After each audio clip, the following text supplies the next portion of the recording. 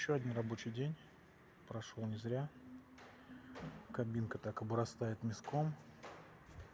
Ну, днище этого все видели уже. Тут у нас еще боковина прилепилась. Как я уже говорил заранее, запчасти были не те, закуплены изначально.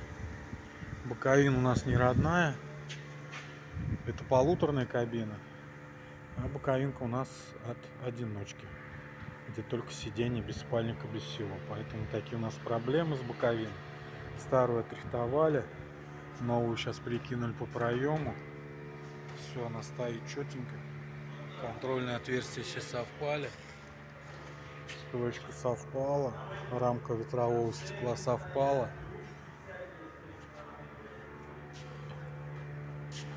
Так вот издалека посмотреть, вроде даже уже и ничего. Красотища.